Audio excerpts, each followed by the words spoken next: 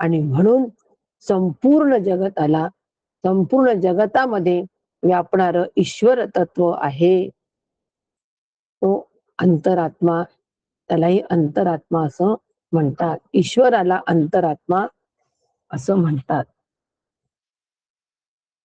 आणि म्हणून नेमका आता हा अंतरात्मा या ठिकाणी जे समर्थांनी दिलेला आहे, हा ईश्वर म्हणून अंतरात्मा दिलेला नाहीये. तो व्यक्ती सापेक्ष असा अंतरात्मा दिलाय यामध्ये. एक व्यक्ती सापेक्ष अंतरात्म्याचा विचार या समासामध्ये समर्थांनी केलेला आहे. आणि म्हणून हा श्रेष्ठ अंतरात्मा, हा अंतरात्मा कसा श्रेष्ठ आहे, याचं श्रेष्ठत्व कशामध्ये आहे, हे आमच्या लक्षात यावं आणि आम्ही श्रेष्ठ तत्वाला जाऊन पोहोचावं. हे जेव्हा आमच्या लक्षात येईल, त्याच वेळेला आम्ही श्रेष्ठ तत्वापर्यंत जाऊन पोहोचू. याच्या माध्यमातून, याच्या साह्याने. आणि म्हणून समर्थांनी या ठिकाणी श्रेष्ठ अंतरात्मा निरूपण असं दिलेलं आहे. ज्या वेळेला आम्हाला साधक बनायचं असतं, मुमुक्षू झाला, मुमुक्षूतून साधकत्वाकडे ज्यावेळेला वाटचाल करायची असते, त्यावेळेला 3 सूत्र लक्षात ठेवायची. 3 सूत्र आहेत. कोणती सूत्र आहेत ती? 3 सूत्र अशी की सर्वप्रथम आम्ही श्री गुरूंचा अनुग्रह आमचा असावा. आणि यामध्ये या सगळं जे तत्वज्ञान आहे संपूर्णपणे, हे संपूर्णपणे तत्वज्ञान हे श्री गुरूंकडून आलेलं असावं. आत्मज्ञान श्री गुरूंकडून आलेलं असावं. पहिलं सूत्र. दुसरं महत्वाचं सूत्र म्हणजे आम्ही जे तत्वज्ञान श्री गुरूंकडून आम्ही श्रवण केलेलं आहे, त्याची आम्ही सतत आत्मचर्चा करावी. सतत त्यावरच बोलावं, तेच ऐकावं, तेच बोलावं, तेच लिहावं, तेच सांगावं. सतत आत्मचर्चा करावी. दुसरं सूत्र. आणि तिसरं सूत्र, आम्ही सतत श्री गुरूंच्या संघात राहिलो पाहिजे, संपर्कात राहिलो पाहिजे. संघात मी संपर्क हा शब्द अधिक मला योग्य वाटतो. आम्ही श्री गुरूंच्या संपर्कात राहिलो पाहिजे. म्हणजे काय? संघात राहणं गोष्ट वेगळी, परंतु संपर्कात राहणं म्हणजे काय? संपर्कात म्हणजे जी आता संपर्काची साधनं आपली नवीन नवीन निघालेली आहे, त्या सगळ्या संपर्काच्या माध्यमातून आम्ही राहिलो पाहिजे हो. विषयाच्या संपर्कात, श्री गुरूंच्या संपर्कात, आत्मचर्चेच्या संपर्कात. संपर्काची व्याप्ती फार मोठी आहे. असं संपर्कामध्ये जेव्हा आम्ही असतो, त्याच वेळेला ते तत्वज्ञान आतमध्ये दृढ होतो, स्थिर होतो, दृढ होतो, आत्मसात होतो. म्हणून श्री गुरूंचा अनुग्रह, आत्मचर्चा आणि संपर्क, ह्या 3 गोष्टी जर का असतील साधकांजवळ, तर त्या साधकाचं मार्गदर्शन, मार्गक्रमण हे द्रुतगतीने झाल्याशिवाय राहणार नाही आणि योग्य दिशेने झाल्याशिवाय राहणार नाही. समजा श्री गुरूंचं मार्गदर्शन नाही, आम्ही आमच्याच मनाने अभ्यास करत असू, आमच्याच मनाने अभ्यास करतो, आत्मचर्चा इथे घडत नाही, संपर्क पण राहत नाही, आणि हे काहीच नसताना आम्ही जर म्हणत असो की अनुग्रह झालाय एवढं पुरेसं आहे, परंतु नुसता अनुग्रह होणं पुरेसं नाही. आत्मचर्चा आणि संपर्क फार महत्वाचा आहे. साधकाचा साधकाशी संपर्क असावा. साधकाचा इतरांशी आम्ही संपर्कात ठेवायला जेवढं उत्सुक असतो, तितकं आम्ही आमच्यापेक्षा वरिष्ठ साधक आहे त्यांच्या संपर्कामध्ये राहण्याचा प्रयत्न करावा. ती संपर्काची जी साधन आहे, फोन आहे, व्हॉट्सअप आहे, ऑनलाईन सत्संग आहे. प्रत्यक्ष तर आता शक्य नाही प्रत्यक्ष संपर्क साधणं, परंतु संपर्काची अनेक साधनं आम्हाला विज्ञानाने उपलब्ध करून दिली आहे. तर ह्या संपर्कामध्ये जर आपण राहिलो, तर तो अभ्यास फुलेल हो. त्या अभ्यासाचा मळा फुलेल, एक एक कन्सेप्ट क्लिअर होईल. काय नेमकं अंतरात्मा आहे, हा, ही पण कन्सेप्ट आमची क्लिअर होईल. आम्ही आमच्या मनाने कशाने अंतरात्मा नाही ठरवू? अंतरात्मा म्हणजे परमात्माच असं म्हणतो. परमात्मा आणि अंतरात्मा यात गोंधळ होतो. म्हणून संपर्क, आत्मचर्चा आणि श्री गुरूंचं मार्गदर्शन ही त्रिसूत्री प्रत्येक साधकाच्या जीवनामध्ये असावी. तरच आम्हाला अध्यात्म नीट कळू शकतो आणि ते जीवनामध्ये आम्ही उतरवू शकतो. म्हणून अंतरात्मा म्हणजे नेमकं काय? तर मोबाईल आहे. मोबाईलची बॉडी आहे सगळी.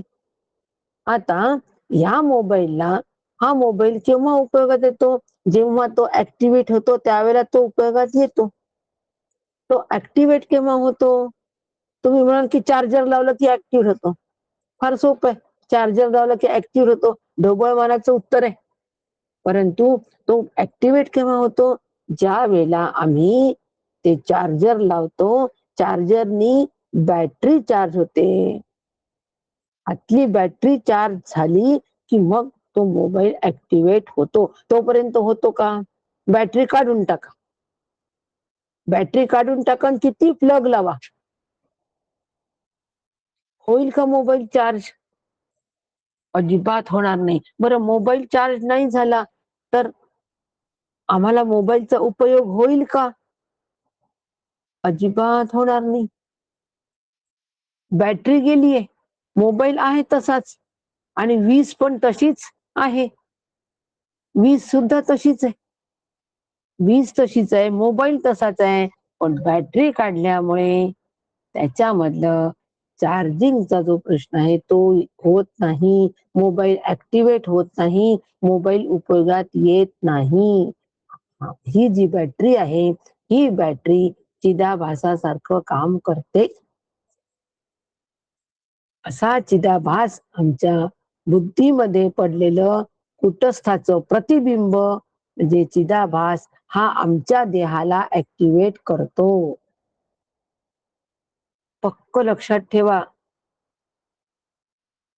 म्हणून आमचा देह जो आहे हा देह अचेतन जड आहे. किती अचेतन जड आहे? जेवढा मोबाईल अचेतन जड आहे तितकाच समर्थांनी म्हटलं अंतर्भावामध्ये दगड जेवढा अचेतन जड आहे तेवढाच अचेतन जड आमचा देह आहे. आम्हाला दगड लवकर कळतो अचेतन जड आहे ते, पण देह आम्हाला अचेतन जड आहे हे कळतच नाही हो. कारण बेमालूम मिश्रण झालेलं आहे.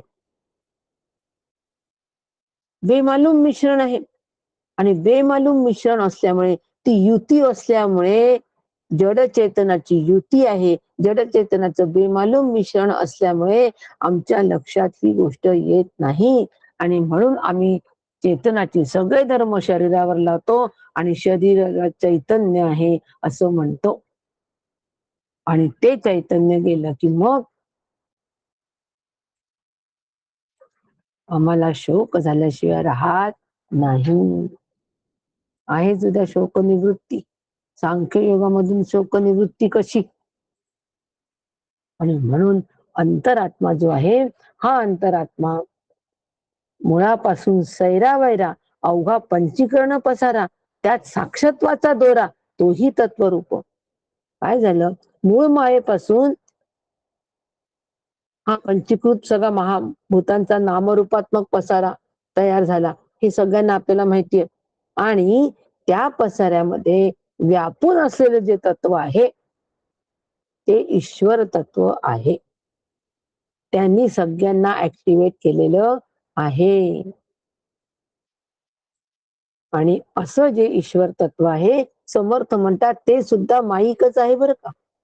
चिदाभास पण माईकच, ईश्वर तत्व सुद्धा माईकच आहे. कारण ईश्वर सुद्धा प्रलयकाली नित्यमुक्त असल्यामुळे तो परत स्वरूपाच्या मध्ये विलीन होऊन जातो. म्हणून ईश्वराला उत्पत्ती आहे तसं ईश्वराला लय सुद्धा आहे. म्हणून ईश्वर सुद्धा माईक आहे.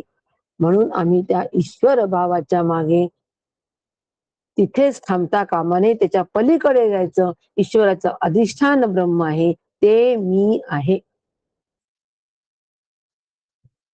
आणि म्हणून दुरुस्त्या दाटल्या फौजा उंच सिंहासनी राजा याचा विचार समजा अंतर्यामी. कसा आहे हा ईश्वर? कसा आहे? राजा उंच सिंहासनावर बसतो आणि उदाहरण दिलं समर्थाने, दृष्टांत दिला की राजा असतो आणि त्याच्यासमोर फौज असते आणि ती फौज जी आहे ती फौज काम करते कोणाच्या सत्तेवर? राजाच्या सत्तेवर ती फौज काम करते. सत्ता कोणाची असते? राजाची. राजाकडून सत्ता प्रदान झालेली असते आणि राजाकडून ती जी सत्ता प्रदान होते त्याच्यानुसार राजा करतो का हो काम? अजिबात काम करत नाही. राजा सांगतो का मध्ये फौज उभी आहे त्या फौजेमध्ये जाऊन राजा ऑर्डर देतो का की आता तुम्ही असं असं करा, तसं तसं करा? अजिबात नाही. तो आपलं सिंहासन सोडत नसतो, पण त्याची सत्ता काम करत असते. मोदींची सत्ता काम करते म्हणून मंत्रिमंडळ काम करतं. पक्क लक्षात ठेवा, त्याला सत्ता असं म्हणतात. आणि म्हणून कुटस्थाची सत्ता आहे तोपर्यंतच या देहाचं काम होणार आहे. आणि कुटस्थाची सत्ता, कुटस्थांनी कोणाला सत्ता प्रदान केली हो? चिदाभासाला. कोणाला सत्ता प्रदान केली? ईश्वराला. ब्रह्मांडाचा चालक ईश्वर, देहाचा कोण? चिदाभास. आणि म्हणून हा अंतरात्मा आहे. हा काय आहे? अंतरात्मा आहे. सर्वच शरीरे ही अस्थिमांसांची असतात. सैनिक आणि राजा यांची शरीर सारखेच दिसतात. समर्थांना श्रेष्ठ अंतरात्मा सांगायचंय. मग आता याच्यामधला श्रेष्ठ कोण? आपण पटकन म्हणू ईश्वर हा श्रेष्ठ आहे. परंतु हा समास आम्हाला ईश्वर श्रेष्ठ की जीव श्रेष्ठ हे सांगतच नाहीये. समर्थांना असं म्हणायचंय की प्रपंच आणि परमार्थामध्ये आम्ही कसं वागावं? सगळ्यात महत्वाची गोष्ट जर कोणती असेल याच्यामधली तर प्रपंच आणि परमार्थ यामध्ये आम्ही कसं असावं? आम्ही कसं वागावं? शहाणपणा कसा अंगी बाणवावा हे आम्हाला समर्थांनी सांगितलेले आहे. आणि म्हणून श्रेष्ठ माणूस किंवा शहाणा माणूस या अर्थाने येथे श्रेष्ठ अंतरात्मा असा शब्द प्रयोग केलेला आहे. म्हणून अंतरात्मा हा प्रयोग ह्या समासामध्ये जीव या अर्थाने केलेला आहे. अंतरात्मा या ठिकाणी जीव या अर्थाने हा शब्द या समासामध्ये आलेला आहे. शुद्ध ब्रह्म, परत शुद्ध ब्रह्मावर मूळ मायारूप स्फुरण आणि पंचभूतांचा पंचीकरण सांगण्याचं कारण नाही. आणि त्या सगळ्या पसाऱ्यामध्ये ब्रह्म आहे, अधिष्ठान रूपाने ब्रह्म आहे. ब्रह्मांडामध्ये ईश्वर तत्व आहे आणि पिंडामध्ये आत्मतत्व व्यापून आहे. ब्रह्मांडामध्ये काय? ईश्वर तत्व व्यापून आहे आणि या पिंडामध्ये आत्मतत्व चिदाभासाच्या रूपाने व्यापून आहे. आणि म्हणून ह्या आत्म्याला जीवात्मा असं म्हणतात. नीट लक्षात घ्या कन्सेप्ट, याला जीवात्मा असं म्हणतात. आणि हा जीवात्मा हे बुद्धी सापेक्ष नाव आहे. कसं? बुद्धी सत्वगुणाची आहे, अग्नितत्वाची आहे, म्हणजे शुद्ध आहे. आणि अशा शुद्ध बुद्धीमध्ये कुटस्थाचं प्रतिबिंब पडलं आणि प्रतिबिंब ते पडल्यामुळे त्या बुद्धीची अभिव्यक्ती सगळ्या शरीरामध्ये दिसते. त्या बुद्धी ऍक्टिव्हेट झाली आणि तिने सगळ्या शरीराला ऍक्टिव्हेट केलं. जर ती बुद्धीची अभिव्यक्ती जी आहे ही जर का श्रेष्ठ केली, बुद्धीची अभिव्यक्ती जी म्हणजे बुद्धी अभिव्यक्त जी होते म्हणजे बुद्धीची प्रगट होते. बुद्धीचं जे प्रागटीकरण होतं ते जर श्रेष्ठ प्रागटीकरण असेल तर त्याला श्रेष्ठ अंतरात्मा असं म्हणतात. आता श्रेष्ठ प्रागटीकरण म्हणजे काय? एखादा मनुष्य स्वभावाने खूपच खराब असतो हो, त्याला कळतच नाही, कसं वागावं कळत नाही, कसं बोलावं कळत नाही, आणि काहीच कळत नाही. अत्यंत दुष्ट स्वभावाचा असतो, नीच प्रवृत्तीचा असतो. आणि असं दुष्ट आणि नीच प्रवृत्तीचा तो असल्यामुळे त्याच्यामध्ये ती बुद्धी आणि कुठे बुद्धीचा वापरही करत नाही. अगदी निर्बुद्धासारखा वागत असतो. कोणालाही काही बोलतो. म्हणजे आता त्याच्यामध्ये बुद्धीची अभिव्यक्ती ही कशी आहे? ही बुद्धीची अभिव्यक्ती कनिष्ठ स्वरूपाची आहे. त्याने आपल्या बुद्धीचा विकास केलेला नाही. भगवंतानी सगळ्यांना बुद्धी दिलेली आहे, पण बुद्धीचा विकास करण्याची जबाबदारी माझ्यावर आहे. त्या बुद्धीला विकास करायचा, त्या बुद्धीचा विकास करायचा, ती सुसंस्कारित करायची, ती शास्त्र संस्कारित करायची, ती गुरुबुद्धी करायची, ती गुरु सन्मुख बुद्धी करायची. अशी जर ती बुद्धी झाली तर तो श्रेष्ठ अंतरात्मा होतो.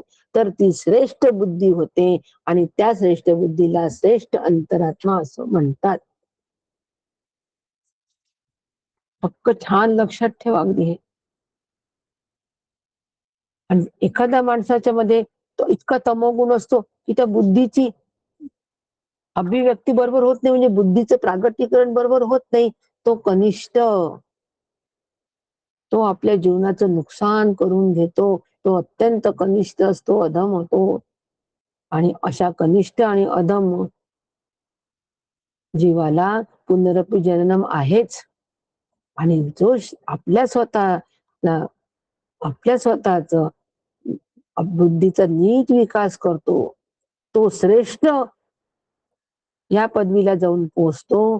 त्यांनी आपल्या जीवनाचं शाश्वत कल्याण केलेलं आहे. म्हणून श्रेष्ठ मानवामध्ये म्हणजे महंतामध्ये ह्या बुद्धीची उंची खूप गाठलेली असते हो.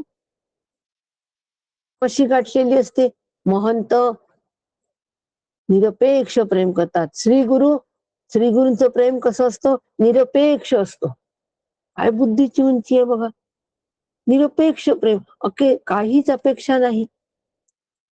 जर तरी प्रेम नाही, कोणतीच अपेक्षा नाही, पण तरी पण ते कनवाळू असतात, प्रेमळ असतात.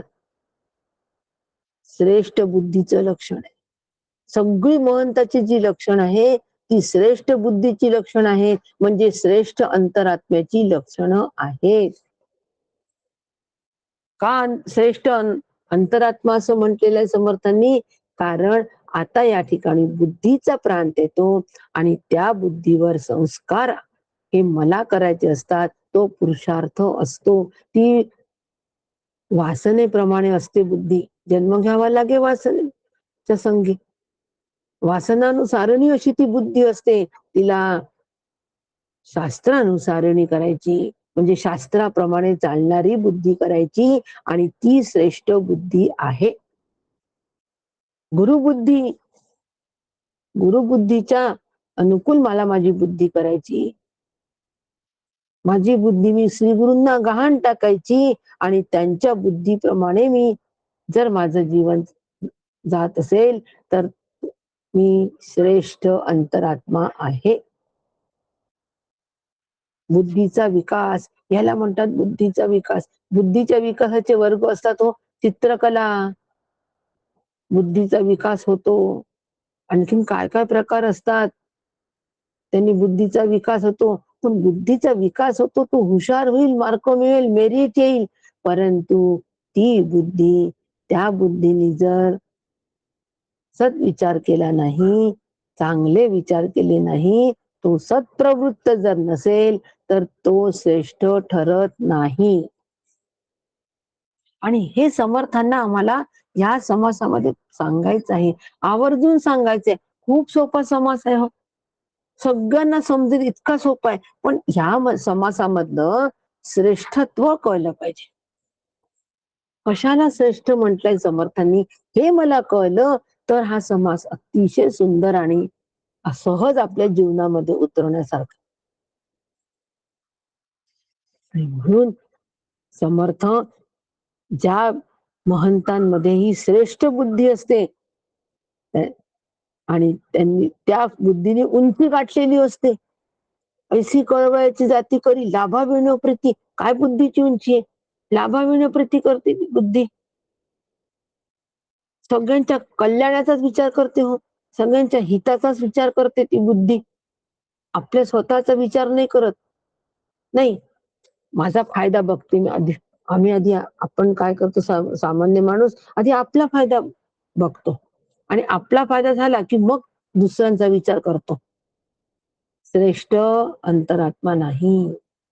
स्वतःच्या हिताचा फायदा न करता लोकांच्या हिताचा फायदा, त्या जीवाच्या हिताचा फायदा, लोकांच्या पण नाही, लोकांच्या हिताचा फायदा, हिताची गोष्ट राजकारणी करतात टेम्पररी, परंतु जीवाचा फायदा, जीवाचं शाश्वत कल्याण होण्यासाठी जी बुद्धी झटते ती श्रेष्ठ अंतरात्मा होय. बुद्धीचा परिपूर्ण विकास तिथे, आणि असा परिपूर्ण विकास मी करून घ्यावा म्हणून समर्थांनी आम्हाला श्रेष्ठ अंतरात्मा निरूपण दिलेलं आहे. आणि म्हणून जो जो प्राणी ऐश्वर्ययुक्त आणि संपत्तीनी बलानी युक्त आहे ते सगळे माझ्या तेजाच्या अंशापासून झालेलं आहे असं गीता आम्हाला सांगते. विभूती योगामध्ये सांगते आहे की हत्तीमध्ये ऐरावत मी आहे रे बाबा. म्हणजे प्रत्येक याच्यामध्ये जे श्रेष्ठ आहे ना ते मी आहे. जे श्रेष्ठत्व आहे ते श्रेष्ठत्व माझ्यामुळे आहे, ते मी आहे ते श्रेष्ठत्व.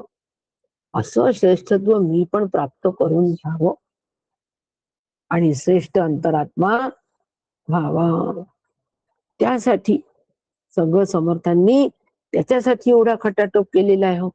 आणि म्हणून समर्थ या ठिकाणी म्हणतात आहे की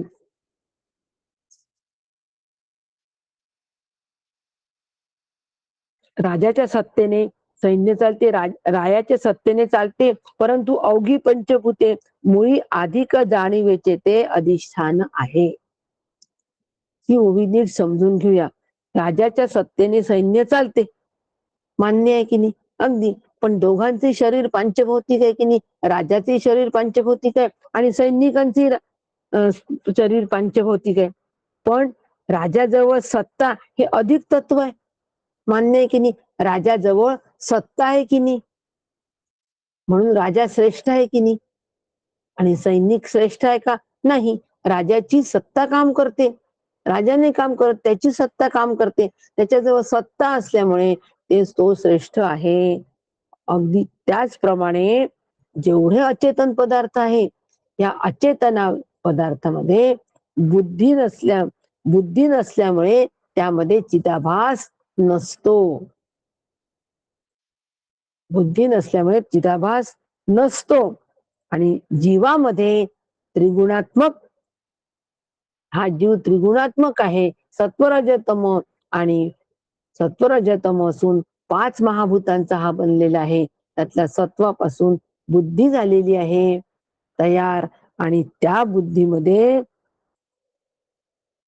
चिदाभास शुद्ध बुद्धी असल्यामुळे त्यात कुटस्थाचं प्रतिबिंब पडतं. बुद्धी शुद्ध असल्यामुळे कुटस्थाचं प्रतिबिंब पडतं. म्हणून हा देह चैतन्य असल्यासारखा वाटतो आणि बाकीची पदार्थ जे आहे ते अचेतन आहे. अशा पद्धतीने अंतरात्मा आमच्या बुद्धीमधला प्रकाश जो आहे, चिदाभास जो आहे त्याला अंतरात्मा असं म्हणतात. आणि ईश्वर सुद्धा मायेमध्ये पडलेलं जे ब्रह्माचं प्रतिबिंब आहे त्यापासून ईश्वर तयार झाला. त्याचा पण चिदाभास स्वच्छ भासतो. चिदाभास म्हणजे चित्तचा आभास. चित्त म्हणजे ज्ञानरूप तत्व, आत्मा, ब्रह्म म्हणजे ब्रह्माचा आभास आहे. मुळात ब्रह्म आहे का तिथे? प्रत्यक्षात ब्रह्म आहे का? नाही, त्याचा आभास आहे. वीज, मोबाईल मध्ये प्रत्यक्ष वीज आहे का? नाही, बॅटरीच्या माध्यमातून मोबाईल चालतोय आणि बॅटरीला चार्ज कोणी केलंय? विजेने केलेला आहे.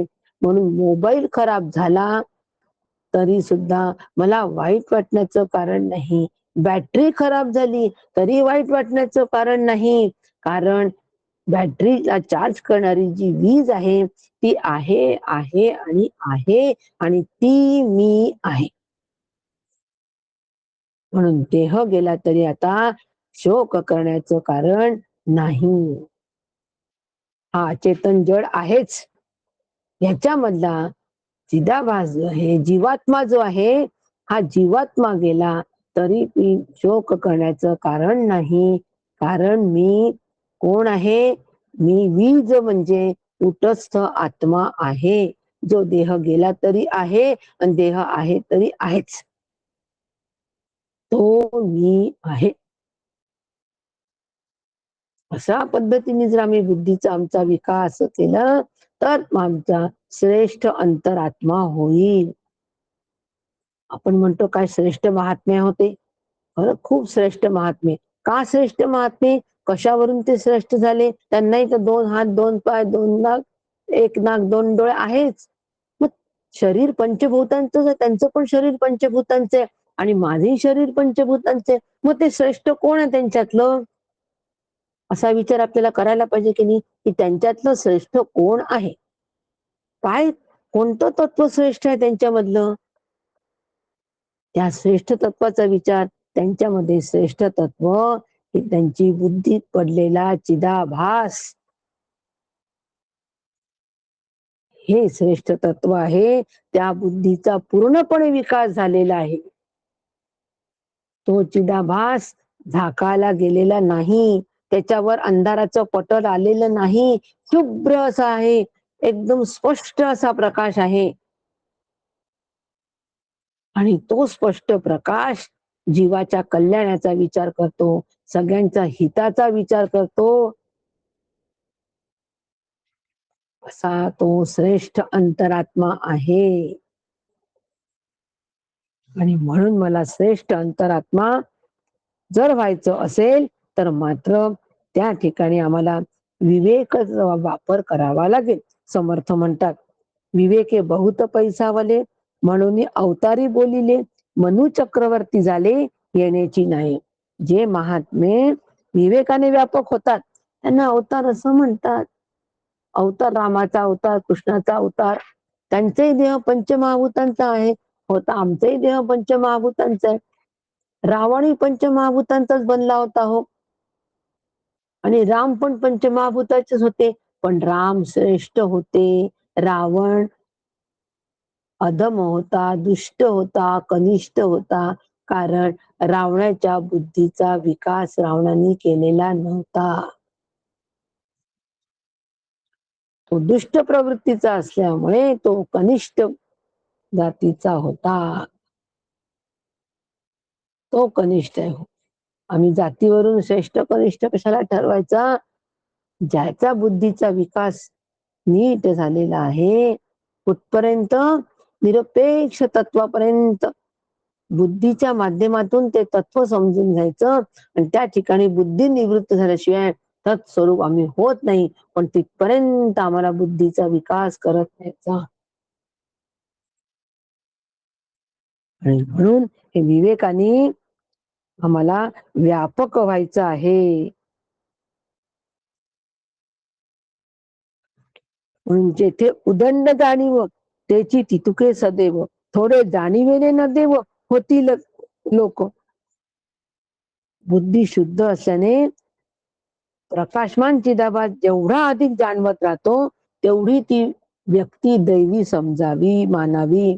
तो चिदाभास जितका पॉवरफुल असतो म्हणजे शुद्ध स्वरूपात असतो, त्यात अशुद्धता त्या चिदाभासावर आवरण अशुद्धतेचं येत नाही. कशाचं आवरण येतो हो त्याच्यावर? मी देह आहे, मी करता आहे, मी भोगता आहे, जग सत्य आहे, मोक्ष माझ्या गावी नाही, असा बद्ध जीव जो असतो, तो बद्ध, त्या बद्ध जीवाच्या तिथे चिदाभास हा अंधुक असतो. काजळी येते की नाही, दिव्यावर काच ठेवतो पूर्वीच्या काळी, आता माहित नसेल, पण दिव्यावर आपण अंधुक ठेवतो, काच ठेवतो. काच ठेवल्यावर काय होते की त्याच्यावर काजळी धरते. काजळी असल्यामुळे आतला प्रकाश हा अंधुक दिसतो की नाही. सगळ्यांना माहिती की नाही आतला प्रकाश अंधुक दिसतो. बरं आतमध्ये प्रकाश नाही का? आहे. वाट तेवढीच मोठी आहे. छान मोठी वाट आहे. परंतु त्या काचेवर काजळी आल्यामुळे आम्हाला आतला दिवा स्पष्ट दिसत नाही आणि आतला दिवा स्पष्ट दिसत नसल्यामुळे आतल्या दिवाचा प्रकाश बाहेर पाहिजे तसा पडत नाही. हे जसा हा दृष्टांत आहे ना, सेम दृष्टांत हा आपल्याला लागू आहे हो. आतमध्ये आत्म्याचा प्रकाश पूर्णपणे पडलेला आहे. अंतरीचा ज्ञानदीप मालवू नको रे. ज्ञानरूपी प्रकाश आतमध्ये पक्क आहे, पण त्याच्यावर काजळी आली आहे हो. काळजीची काजळी. कशाची काजळी? काळजीची. कोणती काळजी? काय होईल, कसं होईल? काय होईल, कसं होईल? एवढीच काळजी फक्त. काय होईल, कसं होईल? काय होईल, कसं होईल? ती काळजी पकडल्यामुळे जग सत्य आहे, देह सत्य आहे, मी करता आहे, मी भोगता आहे. हे सगळे जे प्रकार आहे त्याच्यामुळे ती सगळी काजळी धरल्यामुळे आतला दिवा आम्हाला अंधुक दिसतो. आणि म्हणून आम्ही दैवी गुणसंपन्न होत नाही. आणि श्री गुरु मात्र या ठिकाणी दैवी गुणसंपन्न असतात. संत दैवी गुणसंपन्न असतात. त्याचं कारण असं आहे की त्यांच्या दिव्यावर काजळी आलेलीच नसते. काच घासून पुसून स्वच्छ असतो. अविद्येचा मल निघून गेलेला असतो. अज्ञानाचा मल निघून गेलेला असतो. अशी त्यांची दैवी बुद्धी असते आणि म्हणून ते श्रेष्ठ आहेत. म्हणून ते श्रेष्ठ आहेत. ते श्रेष्ठ अंतरात्मा आहेत. आणि म्हणून समर्थांनी आम्हाला ह्या समासामध्ये हे शहाणपण अंगी कसं बाळायचं, हे शहाणपण अंगी कसं बाळायचं, श्रेष्ठ होण्याचं शहाणपण अंगी कसं बाळायचं, श्रेष्ठ कसं व्हायचं, वर्तन कसं श्रेष्ठ असायचं. आणि एवढं सगळं याचा सगळ्याचा उहापोह समर्थांनी त्यामध्ये केलेला आहे. मग आहे की नाही महत्वाचा समास, किती महत्वाचा समास आहे हा, खूप महत्वाचा समास आहे. आणि म्हणून समर्थ म्हणतात की आता जर हे श्रेष्ठत्व मला प्राप्त करायचं असेल तर का नेमकं मी काय केलं पाहिजे. 7व्या ओवीपासून समर्थांनी आता काय केलं पाहिजे हे सांगितलं. आतापर्यंत समर्थांनी श्रेष्ठ अंतरात्मा म्हणजे काय हे सांगितलं. कशाला श्रेष्ठ अंतरात्मा म्हणायचं याचा उल्लेख आतापर्यंत 6 ओव्यांमध्ये केला आणि 7व्या ओवीपासून सांगून दिले. आता तो श्रेष्ठ अंतरात्मा मी कसं व्हायचं. ती काजळी जी आहे ती काजळी बसलीच नाही पाहिजे, येऊच द्यायची नाही. दिवा आतला लखलखीतच ठेवायचा. तो कंदिलाचा काच घासून पुसून स्वच्छ ठेवायचा. पूर्वीच्या काळी लाईट नसायचे तर संध्याकाळचं ते कामच असायचं घरच्या गृहिणीचं की 4 वाजले की सगळे कंदील काढायचे, त्यात छानपैकी रॉकेल भरायचं, वात मोठी करून ठेवायची, सगळे काच नीट घासून पुसून स्वच्छ. नाहीतर काय व्हायचं, काजळी आल्यानंतर अंधुक प्रकाश आणि ठेच काढून अंधारामध्ये कुठेतरी धडपड व्हायची, पडायचे. आम्ही सुद्धा अज्ञान रूपी अंधारा काळोखामध्ये चालतो आणि धडपडतो, पडतो. दुःख, निराशा, शोक आमच्या सगळं पदरी पडतं. कारण की प्रकाशच अंधुक आहे, नाही दिसला हो बरोबर. दोरीलाच साप समजलो आम्ही. त्या सापाला हातात धरलं, रज्जू सर्प पाहू चला. रज्जू सर्प जित धरला. नाथ महाराज म्हणतात रज्जू सर्प जित धरला. म्हणजे रज्जू सर्पाला आम्ही जिवंत पकडलं आणि त्याचे कौतुक पाहू चला. कौतुक करून आलो, पहा मी साप पकडला, पहा मी साप पकडला, पहा मी साप पकडला.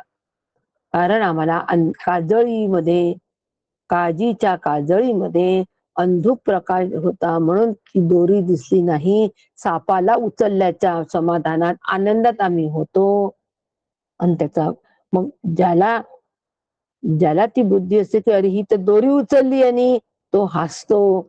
तो म्हणतो काय वेड्या माणूस आहे हा, रज्जू सर्प जिथं धरला म्हणे कौतुक पाहू चला. आणि ह्याचं कौतुक पाहायला यांनी सगळं गाव जमा केलेलं आहे. आणि म्हणून अशा पद्धतीने आम्ही सामान्य जीव असतो. म्हणून ही काजळी बसलीच नाही पाहिजे. बसली तर काढता आली पाहिजे. या सगळ्याचं वर्णन समर्थांनी केलेलं आहे. आणि म्हणून समर्थ म्हणतात, "व्याप आटोप करीती, धक्के चपेटी सोसिती, तेणे प्राणी सदैव होती देखता देखता." व्यवहारात सुद्धा लोक काय करतात, आपला व्याप वाढवण्याच्या खटाटोपामध्ये आपला व्याप वाढवतात, अनेक कष्ट घेतात, संघर्ष सोसतात आणि आपलं नशीब काढतात. मेहनत करतात. जो मेहनत करतो त्याला यश आहेच. प्रामाणिक मेहनत केली पाहिजे, तर ते यश आहे. मग परमार्थात असो की प्रपंचात असो. पण परमार्थामध्ये जाणीवेचा व्याप आणि प्रपंचामध्ये व्यावसायिक व्याप भाग्यकारक आहे. म्हणजे काय? परमार्थात जाणीवेचा जो व्याप आहे, जाणीव जाणीव म्हणजे आतमध्ये एक जाणीव असते की जाणीव तत्व. मला जाणीव आहे हो, तुम्ही माझ्यावर खूप उपकार केले याची. खूप जाणीव आहे आम्हाला, तुम्ही उपकार केले याची. दाखवता येते का जाणीव नावाचं तत्व दाखवता येते का असं की हे जाणीव आहे? नाही.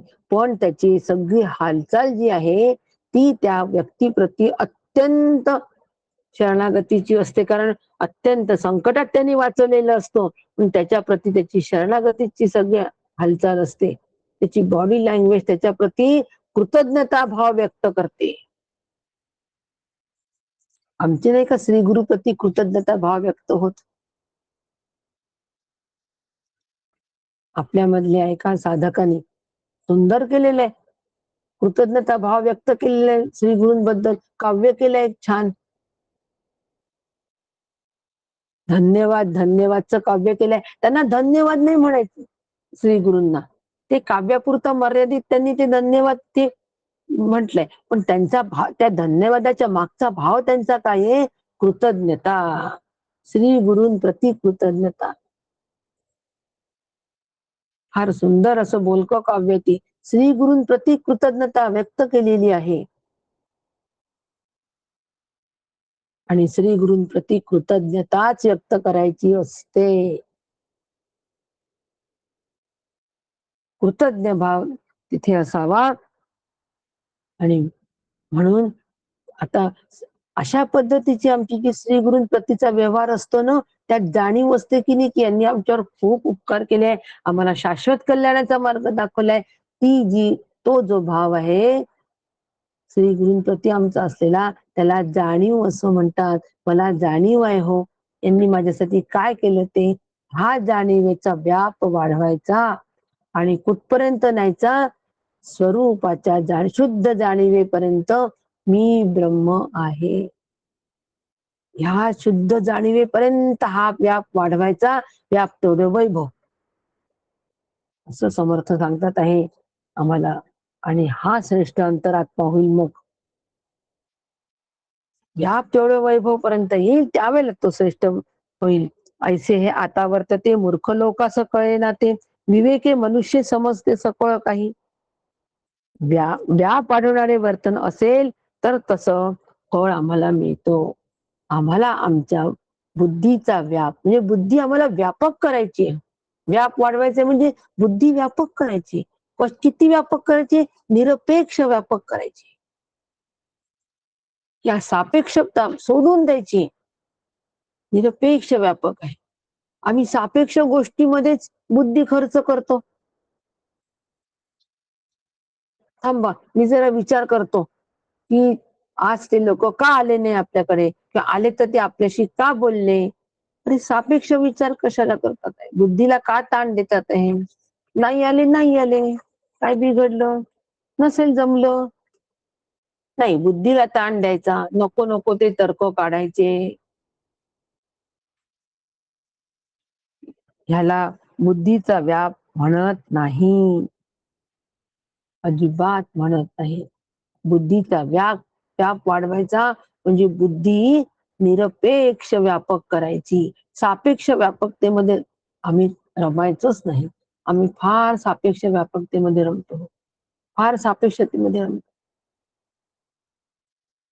आणि मग आम्हाला काय होतं, व्यक्तामध्ये आम्ही रमतो म्हणून अव्यक्तापासून दूर जातो म्हणून आम्हाला शोक होतो. सांख्ययोग आम्हाला हेच सांगतंय, तू व्यक्तामध्ये रमतोयस म्हणून तुला शोक होतोय. अव्यक्त तत्वाकडे जा. बुद्धीची झेप. आम्हाला फक्त आकाशी झेप घेरे पाखरा तोडी सोन्याचा पिंजरा एवढंच माहिती. भावगीत, भयगीत भाव आहे का, पण त्याचा आम्ही फायदा करून घेऊ. आकाशी झेप गेरे पाखरा, बुद्धीलाच म्हटलंय आकाशात झेप घे म्हणजे निरपेक्ष व्यापक हो. आणि हा सोन्याचा पिंजरा तोड म्हणजे सापेक्षतेचा पिंजरा तोड. सापेक्षतेमध्ये ही बुद्धी राहते नेहमी. सगळा त्याचा पिंजरा. देह सापेक्ष विचार करते, परिस्थिती सापेक्ष विचार करते, बुद्धी सापेक्ष ती विचार करते, निर्णय घेते.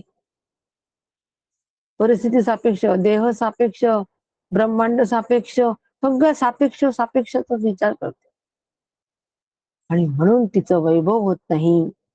बुद्धीचे वैभव अन्य नाही दुजे, एकाकेशी राजे सकळ सिद्धी. बुद्धीचे वैभव अन्य नाही दुजे. बुद्धीचं वैभव कोणतं आहे? एका केशी राजे सकळ सिद्धी. एका केशी राजाला ती प्राप्त झाली, तिथे ती सिद्ध झाली की तिथे सगळं सिद्धी आहेत. एक त्या बुद्धीने जाणलं की सगळं जाणण्यासारखं आहे. एक जाणावं लागतं तेव्हा सगळं जाणण्यासारखं आहे. याला बुद्धीचा व्याप असं म्हणतात. आणि असा व्याप वाढवणारे ज्यांचं वर्तन असेल, म्हणजे व्याप वाढवण्यासाठी हे वर्तन मला करावं लागेल. म्हणून श्री गुरूंचा अनुग्रह, आत्मचर्चा आणि संपर्क खूप महत्वाचा आहे. संपर्क जसा जसा आमचा वाढतो एकमेकांशी, साधकाशी संपर्क, साधकाचा श्री गुरूंशी संपर्क. म्हणून जेव्हा संधी मिळेल तेव्हा श्री गुरूंच्या संपर्कात, प्रत्यक्ष संपर्कात जाण्याची संधी सोडायचीच नाही. जेव्हा संधी मिळेल त्याच वेळेला निमित्त साधायचं आणि श्री गुरूंच्या संपर्कात यायचं आणि साधकांच्या संपर्कात सतत राहायचं. तेव्हा आत्मचर्चा घडून येईल आणि त्यावेळेला आमच्या बुद्धीचा व्याप निरपेक्ष व्यापकतेकडे जाईल आणि तोच बुद्धिमान होतो. त्याला सर्वांचं आकलन होतं. असं जो करतो त्याला सगळ्यांचे आकलन होतात. म्हणून मी बरेच साधकांना म्हणत असते, अरे बाबांनी अभ्यास करता तुम्ही, मान्य आहे, पण आत्मचर्चा घडून येऊ द्या. संपर्क करा, संपर्कात राहा. संपर्कात राहिल्याशिवाय नाही कळणार, नाही आत्मचर्चा होणार. संपर्कात राहिलो तरच आत्मचर्चा होईल की नाही. आपण दिलखुलासपणे कोणाशी बोलू शकतो, ज्यांचा माझा सहवास आहे त्यांच्याशीच बोलू शकतो की नाही. अनोळखी माणसाशी आपण आपल्या मनातल्या गोष्टी बोलतो का काही, किंवा मनमोकळ्या गप्पा करतो का अनोळखी माणसाशी? किती औपचारिक बोलतो, या बसा, कसे आहात, कसं आहे हवा पाणी, छान झाला आपण आलात, काय घ्याल, केवढं औपचारिक बोलतो. पण तोच जवळचा मित्र आला की त्याच्याशी सगळं बोलतो आपल्या मनातलं आपण, व्यथा कथा सगळं बोलतो. आणि त्याच्यातून मग आपल्याला केवढं समाधान मिळतं. आज की नाही मला खूप छान वाटतं रे तुझ्याशी बोलून,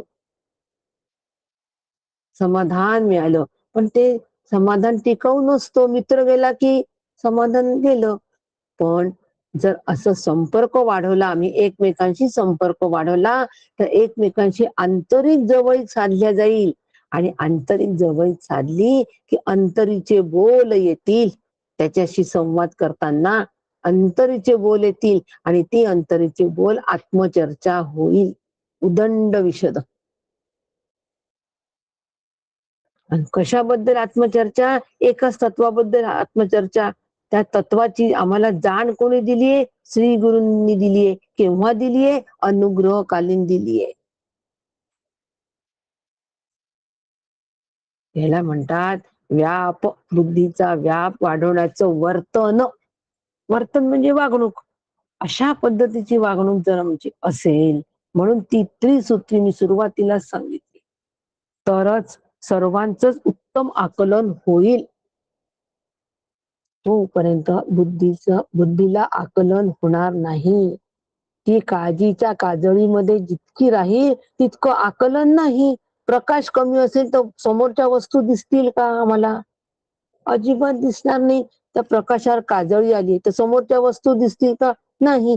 गड्डा दिसत नाही, पाय घसरतो. अरे तुझ्या जवळ तर लाईट होता. मग हो, लाईट होता पण त्याचा प्रकाशच नव्हता, कारण खूपच काळा काळा झालाय सगळा काच, म्हणून पडलो. आकलन होईल का? नाही. म्हणून थोर लहान बुद्धीपाशी सगट कळेना लोकाशी. वय लहान असले तरी बुद्धी महान असू शकते, लक्षात घ्यायचं. आता समर्थ म्हणतात की वय लहान असली तरी बुद्धी महान असू शकते. जरुरी नाही की श्रीगुरु आपल्यापेक्षा वयाने मोठेच असले पाहिजे, काहीच आवश्यकता नाही. ते बुद्धीने श्रेष्ठ असले पाहिजे. हो, श्रेष्ठ अंतरात्मा या स्थितीला ते असले पाहिजे. श्रेष्ठत्वाच्या झोन छान शब्द सापडला मला. श्रेष्ठत्वाच्या झोन मध्ये ते असावेत, म्हणजे त्यांची बुद्धी श्रेष्ठत्वाच्या झोन मध्ये असावी. म्हणजे त्या बुद्धीनी निरपेक्ष व्यापकता तिला आकलन झालेली आहे. पण सर्वसामान्य लोकांना हे समजत नाही. ते काय म्हणतात, वयाने जे मोठे तेच थोर म्हणतात. जे वयाने मोठे त्यांना ते थोर म्हणतात. वयाने मोठे असलेल्यांना थोर म्हणत नाही. बुद्धीनी जे श्रेष्ठ असतात, म्हणजे खूप बुद्धी आहे का बुद्धिवानांना का श्रेष्ठ? नाही. ज्या बुद्धीनी श्रेष्ठ तत्वाचं आकलन नीट करून घेतलेलं आहे. एकाकेशी राजे सकळ सिद्धी, बुद्धीचे वैभव अन्य नाही दुजे. एकाकेशी राजे सकळ सिद्धी, अशी बुद्धी श्रेष्ठ आहे आणि तो श्रेष्ठ अंतरात्मा आहे. मग वय लहान असलं तरी चालतं.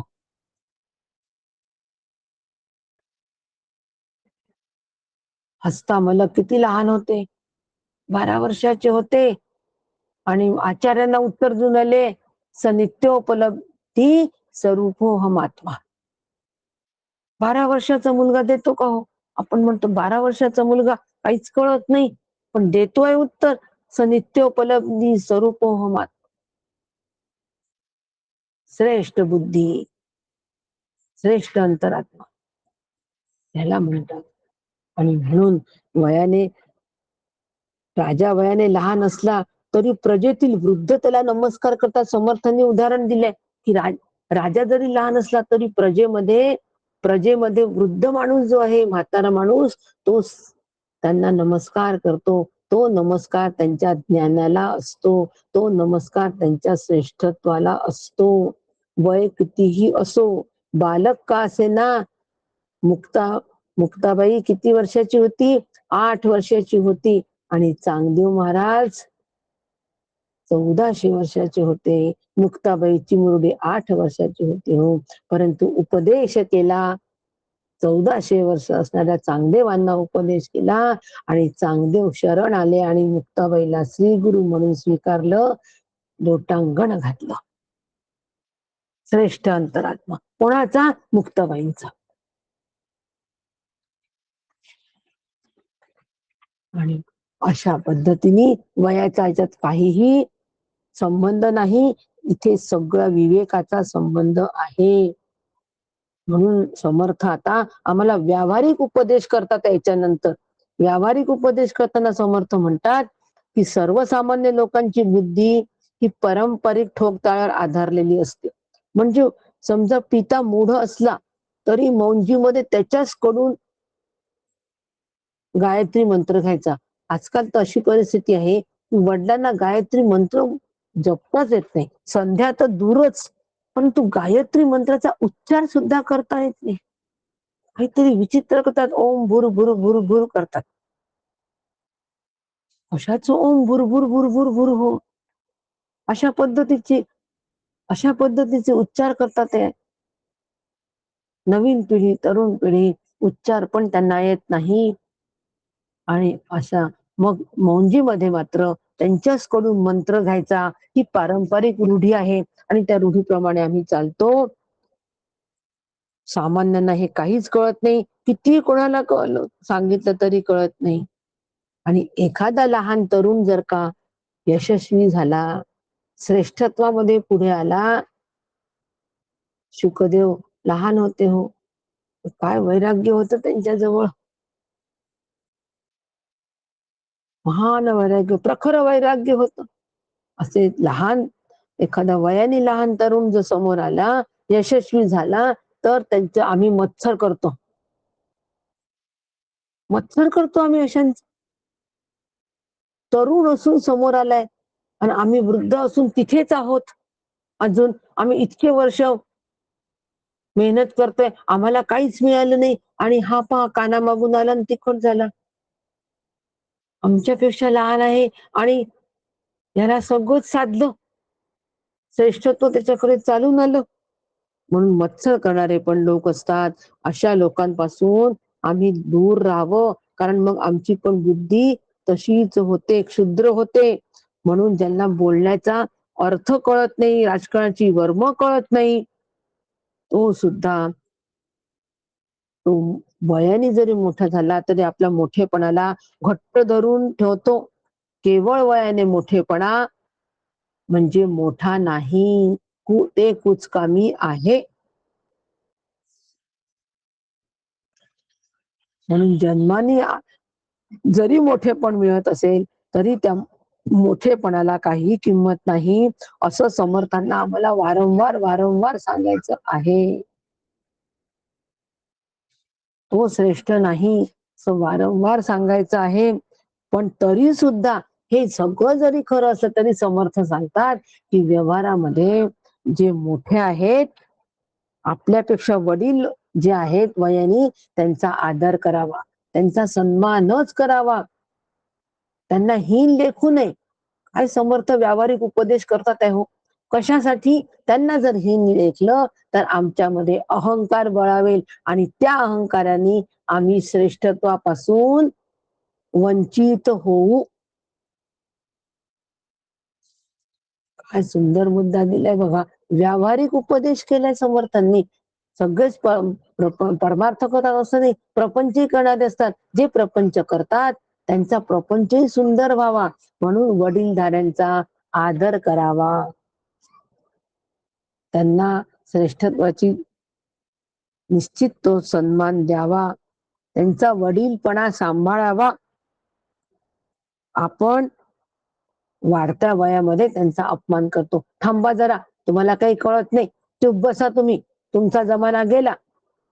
किती सहजतेने हे वाक्य म्हणतो. तुमचा जमाना गेला. कशाचा जमाना, कोणाचा जमाना? अशा पद्धतीचा अनादर त्यांच्याशी करू नये. आणि म्हणून या ठिकाणी 19व्या तिथे समर्थ म्हणतात की व्यावहारिक उपदेश इथे संपला. एकूण अंतरात्मा श्रेष्ठ आहे. कोणाचा? ज्याचा ज्ञान प्रकाश अधिक अनुभवाला येतो. ज्ञानाचा प्रकाश अधिक अनुभवाला येतो आहे म्हणजे आत्मविचार त्या ठिकाणी दृढ झालेला आहे. आत्मबुद्धी तिथे विलसतेच आहे हो.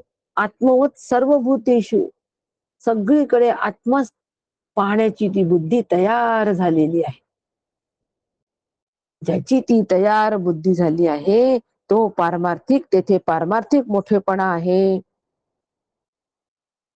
आणि अशी जर बुद्धी तयार करायची असेल तर समर्थ म्हणतात विवेकाची कास धरावी.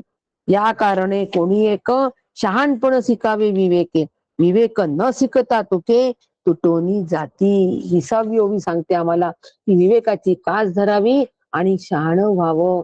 विवेक नसेल तर माणसाची किंमत शून्य होते. म्हणून विवेकाची कास आम्ही धरली पाहिजे. आणि माणसाची किंमत केली की सर्वस्व गेले. जन्माला येऊन त्यांनी काय मिळवले?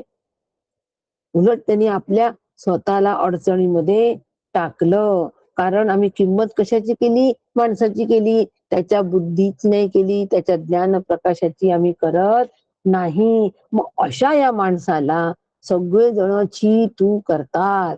ज्याचं वर्तन स्वच्छ नसेल, साफ नसेल, तशा माणसाची किंमत समाजात नाही. तो वयाने किती मोठा असला, तो संपत्तीने कितीही मोठा असला. आपण बघितले ना मोठे मोठे स्मगलर, काय त्यांची गत झाली. मोठ्या मोठ्या स्मगलरांची काय गत झाली. कमी होती का संपत्ती? आमच्यापेक्षा कितीतरी पटीने संपत्ती होती. मग ते तर किती श्रेष्ठ असायला पाहिजे होते. परंतु बुद्धी श्रेष्ठ नव्हती. त्यांची काय गत झाली. सगळ्यांनी त्यांची चीतू केली. म्हणून जीवन सार्थक करायचे असेल तर आम्हाला जीवनाचे सर्व प्रकारे आम्ही सार्थक करावे आणि ते शास्त्रग्रंथातून समजून घ्यावे असं समर्थ म्हणतात. जीवनाचे सार्थक करायचे असेल तर या श्रेष्ठ तत्वाला आम्ही जावं आणि श्रेष्ठ अंतरात्मा म्हणून राहावं. अंतरात्मा श्रेष्ठ असेल तर तो श्रेष्ठाकडे जाईल. तोच कनिष्ठ पातळीवर असेल तर तो कशावरती जाईल हो? साधी गोष्ट आहे की नाही? अगदी साधी गोष्ट आहे. म्हणजे आम्हाला श्रेष्ठ अंतरात्माकडे वाटचाल करावी लागेल. तसं जीवनाचं सार्थक करून घ्यायचं. म्हणून शहाणपण शिकणे अत्यंत महत्वाचं आहे. अधिकाधिक हिताचं शहाणपण शिकणे आहे. शहाणपण शिकणे म्हणजे व्यवहारातलं शहाणपण नाही म्हणत आहे समर्थ. शहाणपण म्हणजे पारमार्थिक शहाणपण. बुद्धीचा विकास म्हणजे पारमार्थिक विकास. ती पारमार्थिक विकास झाला पाहिजे म्हणजे परमतत्वाच्या ती जवळ जवळ गेलीच पाहिजे. त्याचं आकलन करून घेतलं पाहिजे आणि मग ती निवृत्त झाली पाहिजे. नाही तर मग तोही अहंकार, आम्ही ब्रह्म, आम्ही ब्रह्म, आम्ही ब्रह्म. तुम्हाला काय वाटतं आम्हाला दुःख होत नाही, आम्ही ब्रह्म नाही, तरीही तो श्रेष्ठ अंतरात्मा नाही.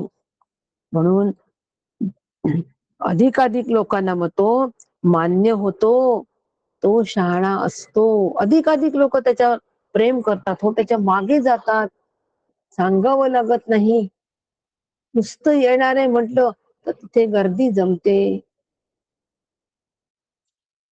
मध असलं की मधमाशा येतात की नाही, अगदी त्याप्रमाणे जिथे महंत जातात तिथे नेमकी त्यांच्या भोवती सगळी गर्दी जमते. हे त्यांच्या श्रेष्ठत्वाचं फार मोठं लक्षण आहे. श्रेष्ठ अंतरात्मा त्यांचा असतो आणि आमचा नमस्कार हा त्यांच्या श्रेष्ठ अंतरात्म्याला असतो, जो त्यांनी मेहनतीने कमवलेला आहे. ते श्रेष्ठत्व मेहनतीने कमवलंय, कोणी वरतून असं टाकलेलं नाही. श्री गुरूंनी काही डोक्यावर हात ठेवल्यानंतर ते श्रेष्ठत्व येत नाही. काहीतरी भ्रामक कल्पनांमध्ये नाही राहायचं. आम्ही ना खूप भ्रामक अनुग्रह घेतो आणि फार भ्रामक कल्पनेत राहतो. आता सगळं श्री गुरु पाहतील म्हणतो. आम्ही काय करतो, आम्ही मस्त प्रपंच करतो. पण आता सगळं काळजी श्री गुरूंना नाही. श्री गुरूंनी काळजी करावी. कठोपनिषदामध्ये शिवगडला कठोपनिषद होतो. श्री गुरु कसे काढतात बघा, कशा आपल्या चुका होतात त्याचा एक प्रसंग सांगते. कठोपनिषद शिवगडला होतो आणि मला प्रथमच सांगितलं, कठोपनिषदावर तुम्ही 2 प्रवचन करा. आजपर्यंत उपनिषदावर बोलले नव्हते. दासबोधावर बोलले होते, पण उपनिषदावर बोलले नव्हते. काकांकडे गेले, काका कसं करू? उपनिषदांवर बोलले नाही. काका म्हणे वर्गात जशी बोलते तशी बोल. काका आता काहीच हरकत नाही. तुम्ही म्हटलंय ना वर्गात जशी बोलते तशी बोल. आता माझं सगळं टेन्शन आता मी इथेच ठेवून चालले. आता मी मोकळं झाले.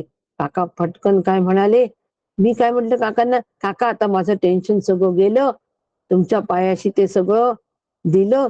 आता मी घेऊन आता मी कशी निवांत झाले. मी असं म्हटल्याबरोबर काकांनी माझी चूक काढली हो याच्यातली. काय चूक आहे? तुम्ही म्हणाल की काहीच तर चूक नाही काकू. किती तुमची नम्रता आहे हो. किती विनम्र होत्या तुम्ही, किती शरण होत्या काकांना. चूक काकांनी काढली.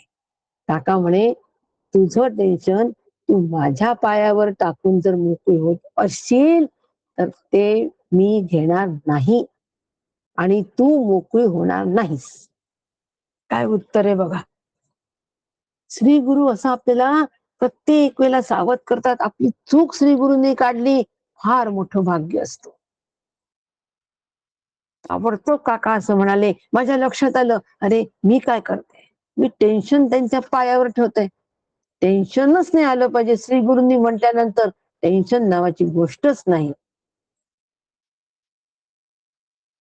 आता बरोबर आहे. काकांना म्हटलं, काका चुकले, तुमच्या पायावर नाही टेन्शन ठेवत, आता मला टेन्शनच येणार नाही. त्यावेळेला काकांनी मला त्या भ्रमातून काढलं. आज ज्यावेळेला सलग 8 तास कठोपनिषदावर मी बोलले, तेव्हा मला लक्षात आलं काकांचे आशीर्वाद. त्यावेळेला भयंकर टेन्शन होतं. या गोष्टीला 4 वर्ष झाली. कोरोनाच्या पिरियडची गोष्ट आहे ती. आणि आज सलग 8 दिवस उपनिषद घेते आहे. टेन्शन नाही, काळजी नाही, कसं होईल? त्यावेळी श्री गुरूंचे आशीर्वाद. आणि असं श्री गुरु आम्हाला शहाणं करून सोडत असतात. आणि हेच शिकणं महत्वाचं आहे. असं ज्या वेळेला आम्ही शहाणपण करून आम्ही मेहनत करू, शहाणे होऊ, तेव्हा आम्हाला काहीही कमी पडणार नाही. असं म्हणून प्रपंच आणि परमार्थात साधू पाहणाऱ्याने कसे वागावे ते मी सहजगत्या सांगितले. प्रपंच आणि परमार्थ जे करतात त्यांनी कसं राहिलं पाहिजे, कसं वागलं पाहिजे, या फालतूच्या मोठेपणामध्ये अडकायचं नाही. खरंच मोठं व्हायचं असेल तर मात्र त्रिसूत्री नक्की वापरावं. संपर्कात या, आत्मचर्चा करा आणि श्री गुरूंचा अनुग्रहानंतर आत्मचर्चा आणि संपर्क यामध्ये जर आम्ही राहिलो तर आम्ही नक्की श्रेष्ठ अंतरात्मा होऊ. तुम्ही सर्व श्रोते दक्ष आहात. परमार्थाविषयी ससंवेद ब्रह्मवस्तूच्या अनुसंधानात राहण्याचा तुमचा प्रयत्न असतो. मी केलेला हा उपदेश सामान्य व्यवहारातील आहे हे तुम्ही जाणता. येथे समर्थांनी परिहार दिला आहे की मी तुम्हाला सामान्य उपदेश दिला हो ज्यांना तुम्ही पारमार्थिक दृष्टीचे, आम्ही कठोपनिषदाचा अभ्यास करतोय आणि आता हे काय एवढा साधा उपदेश ऐकायचा? आजचा समाज किती साधाच आहे. काहीच नाही साधा आहे का समाज? आज समर्थांनी आम्हाला विचारायला लावलंय की आम्ही श्रेष्ठत्वाकडे आम्ही वाटचाल करतोय की नाही. नुसत्या गोष्टींना श्रेष्ठत्व देऊन बसलो आहे. म्हणून श्रेयस निवडा, प्रेयसाकडे धाव घेऊ नका. श्रेयस श्रेष्ठ आहे.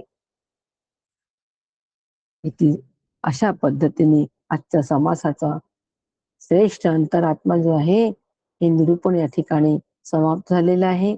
असा श्रेष्ठत्वाकडे प्रत्येकाची वाटचाल व्हावी, ही त्रिसूत्री हातात घ्यावी आणि वाटचाल करावी, एवढीच प्रार्थना श्री गुरूंच्या चरणी करते आणि आजचा विषय थांबतो. रामकृष्ण हरी. जय जय रघुवीर समर्थ. रामकृष्ण हरी काकू. रामकृष्ण हरी. रामकृष्ण हरी. रामकृष्ण हरी. प्रतिभाताई. रामकृष्ण हरी.